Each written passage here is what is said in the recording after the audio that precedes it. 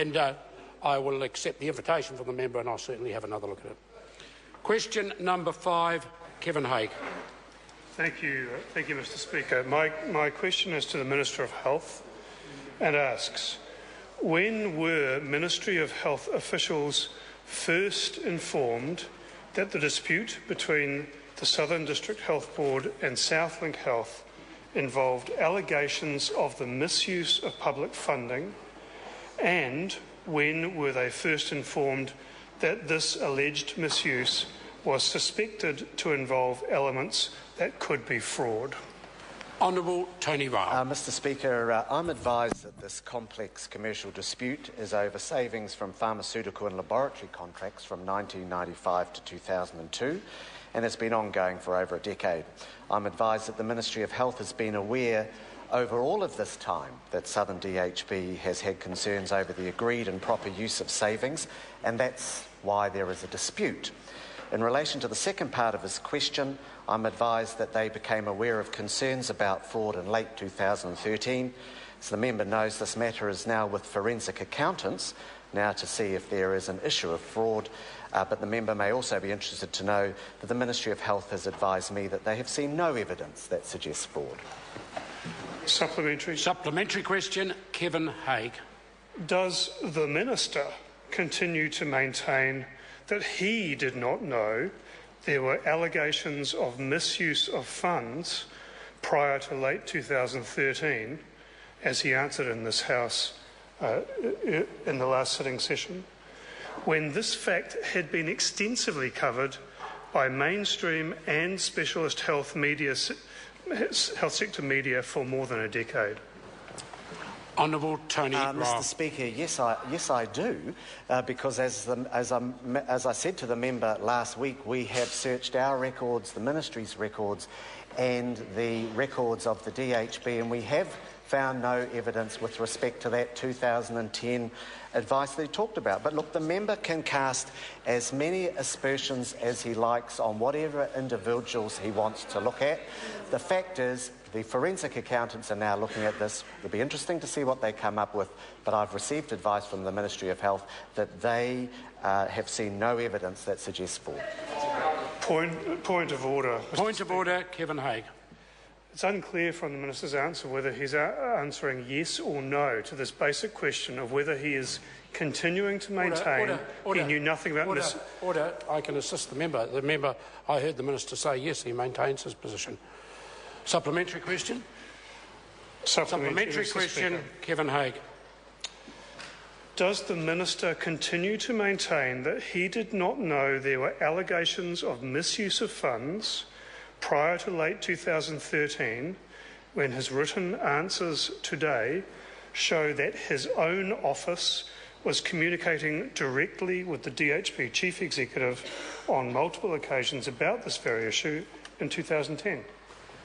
Honourable Tony Ryle. Well, Mr. Speaker, that's because at the time they were seeking to get mediation and arbitration, and there'd been no advice to me that there was any fraud associated with that.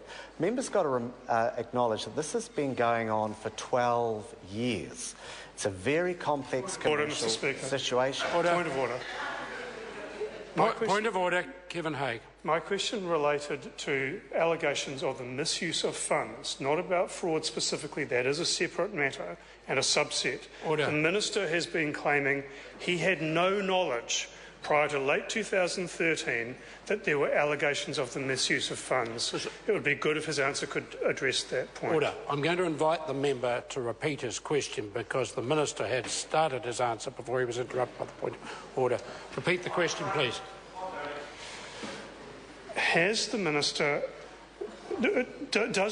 continue to maintain that he did not know there were allegations of misuse of funds prior to late 2013, when his written answers today show that his own office was communicating directly with the DHB Chief Executive about this very issue on multiple occasions in 2010? Honourable Tony Well, Mr. Ryle. Speaker, I think the member's trying to create some sort of mystery around this use of the words misuse of funds. As I said in my main question, the whole issue of this debate, the whole issue of this debate over the last 12 years has been whether there was agreed and proper use of the money. Now, if you want to call that misuse of funds, the member can. All of his questions have been about the issue of fraud. Point the of reason order, we're Mr. talking Speaker. about this Point for of 12 order, years. Mr. Speaker. Point of order, Kevin Hague. The Minister is effectively trying to litigate the question rather than answer it. No, order. No. The member has addressed the question. He referred to the member himself used the issue of the misuse of funds. The Minister has addressed the question. Now, if the member has further searching supplementaries, that's the way he might get the sort of answer that he's after. Supplementary question, Kevin Hague. Thank you, Mr. Speaker. Given that the Minister does continue to maintain that he did not know that there were allegations of misuse of public funds prior to late 2013, has he asked Ministry officials, DHB staff and board members why they withheld that crucial piece of information from him for so long, even though they knew he would be extremely interested in such claims as a result of his own extensive actions over the massive Michael Swan fraud at this very same DHB? Honourable Tony Ryle. Mr. Speaker, we've been quite clear in every answer to this question that there has been a long period of public awareness that there was an argument over whether the money was being spent for agreed and proper purposes. And I've answered that in the House a couple of times.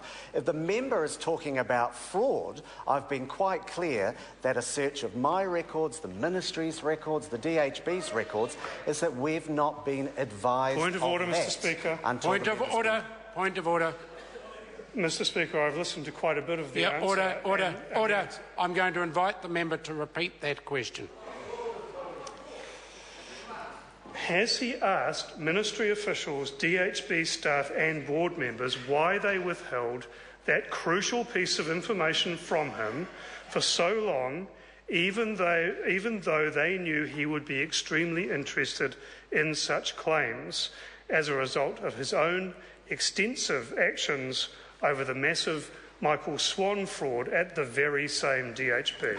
Honourable Tony Ryle. Mr. Speaker, officials have been quite clear that they were unaware of those claims of fraud resulting from the 2010 advice that we've talked about previously. Point of order, Mr. Speaker. Point of order, Kevin Hague. The claims that are referred to are claims that public funds have been misused. If the member's now contesting whether that question was addressed, it was addressed. Supplementary. Supplementary question, Kevin Hague. Is the Minister saying that DHB board member Richard Thompson is lying when he says that the board referred the matter to the Ministry's Audit and Compliance Unit in December 2010 because Mr. Ryle did not want it taken through the courts? Honourable Tony Ryle. Certainly, Mr. Speaker, I would reject any suggestion that says that I told the DHB not to take the matter to courts if it was a matter of fraud. No minister would put themselves in that position. That's right. Thank you. Supplementary question, Kevin Hague. When the Minister claims to know nothing about allegations of misuse of public funds in the dispute, how could he advise former DHB Chief Executive Brian Rousseau not to take this misuse of funds to court? Honourable Tony Ryle. Well, as the member knows, because it was published in the Otago Daily Times on Saturday, on that matter, Mr. Rousseau was talking about civil action, not fraud action, right. Civil action that the District Health Board was taking. And my position on all those matters is that we shouldn't have one taxpayer-funded organisation taking another essentially taxpayer-funded organisation to court if there were options for mediation and arbitration. And that's the advice that I would always give a DHB in that circumstance. Supplementary question, Kevin Hague. What exactly did the Minister say, and when did he say it, to Brian Rousseau that he interpreted to mean do not take this case to court? Honourable Tony Ryle. Well, Mr. Speaker, the member's asking me questions about 3.5, 4 years ago. You'd have to ask Mr. Rousseau. But if I go by what's in the Otago Daily Times on Saturday, it was before any of this issue with respect to fraud was raised. I think it's a perfectly responsible position for a minister to say, if there is a matter of a civil case, a contractual dispute, we shouldn't have one taxpayer-funded organisation taking essentially another to court if there's mediation and arbitration available. I know that the Greens are under pressure because of the polls, but they shouldn't be trying to divert attention. That part of the answer will not help this House. Supplementary. Supplementary question, Kevin Hague. In view of the minister's impending retirement, Order. will he instruct the Southern DHB and the Ministry of Health to immediately release all the documents I have requested under the Official Information Act, including advice to himself and in-committee board minutes relating to this matter? Well, Honourable Tony Ryle. Mr. Speaker, I think that's got nothing to do with my forthcoming retirement from Parliament. But I have to say that I think the member's performance on this might be a reason for an involuntary retirement, the behaviour that we're seeing. Point of order, Mr. Speaker. Point of order, Kevin Hague. The minister has not addressed the question at all. Order. If the member wants a clear and concise answer, ask a clear and concise question. There was no need in that question to refer in any way to a member's intention to retire from this House. Question number... Supplementary. Supplementary question, Kevin Hague. Will the minister support my request to the Auditor-General for an urgent investigation into the role played by himself and his ministry in the decision of the Southern DHB not to pursue legal channels to recover public funds from Southwick Health? Honourable Tony Ryle. Mr. Speaker, I think the member's demonstrating that we really are getting into the election year period on all this sort of stuff. I'd have to say to the member that the forensic accountants are looking at it because of a request by the Southern District Health Board. I think we should wait until the forensic accountants' results come back and then consider those issues then. The Ministry of Health has advised me that they've seen no evidence that suggests fraud. Mr. Speaker. Point of order. Point of order, Kevin Hague. The minister is not addressing the question. The member will sit down. Just about every question the member's attempted to answer, we find that the member rises to his feet through the question. In this particular case, the minister very clearly addressed the question. He said you should now wait until the forensic accountant has accountancy investigation taken place. It does not help the order of the House when the member isn't getting the question he wants to continue to rise to his feet and claim that the question has not been adequately addressed when it has been. So, point of order, Mr. Speaker, then. Can I just clarify if any way the member's re-questioning a decision I've just made? Mr. Speaker, I'm just checking whether you're saying that the minister has answered as a no. The member needs to take time to read standing orders. There is no way he can demand a yes or no answer to any question. In this case, the member asked his question, the minister very adequately addressed the question, and that is the end of the matter. Question number 6, Dr. Cam Calder.